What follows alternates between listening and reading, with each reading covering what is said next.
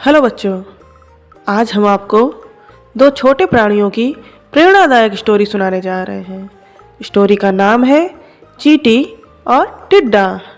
तो आइए शुरू करते हैं स्टोरी। एक बार की बात है, गर्मी का मौसम था और एक चींटी कड़ी मेहनत से अपने लिए अनाज जुटा रही थी। दरअसल वह सोच रही थी कि धूप तेज हो जाए, इससे पहले क्यों ना अपना काम पूरा कर लिया जाए। चींटी कई दिनों से इस काम में जुटी थी। वह रोजाना खेत से उठाकर दाने अपने बिल में जमा करती थी। वहीं पास में ही एक टिड्डा फुदक रहा था। मस्ती में वह नाच रहा था, गाने गाकर जिंदगी के मजे ले रहा था। पसीने से तरबतर चींटी अनाज ढोते ढोते थक चुकी थी। पीठ पर अनाज लेकर बिल की तरफ जा रही थी। तभी टिड्डा फुदक कर उसके सामने आ गया।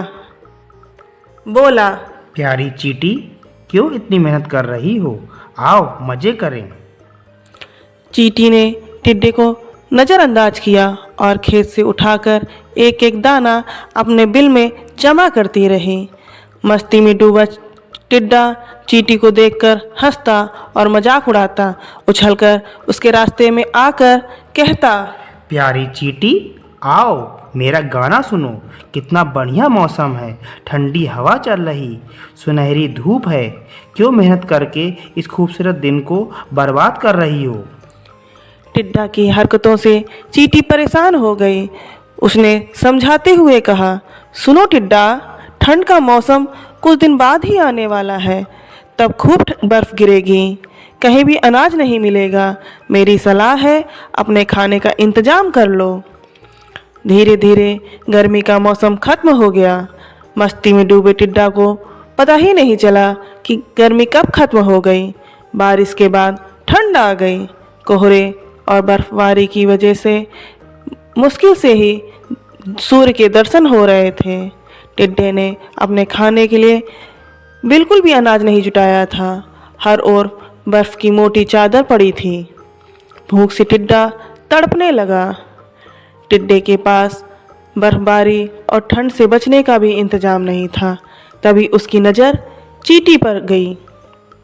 अपने बिल में चींटी मज़े से जमा किए हुए अनाज खा रही थी। तब टिड्डे को एहसास हुआ कि समय को बर्बाद करने का उसे फल मिल गया है। भूख और ठंड से तड़पते टिड्डे को फिर चींटी ने मदद की। खाने के लिए उसने कुछ अनाज दिए। चींटी ने ठंड से बचने के लिए खूब घास फूस जुटाए थे। उसी से टिड्डे को भी अपना घर बनाने के लिए कहा। तो बच्चों, इस कहानी से हमें सीख मिलती है कि अपने काम को मेहनत और लगन के साथ करना चाहिए। उस वक्त भले ही लोग मजाक उड़ाएं, लेकिन बाद में वे ही लोग तारीफ करते हैं।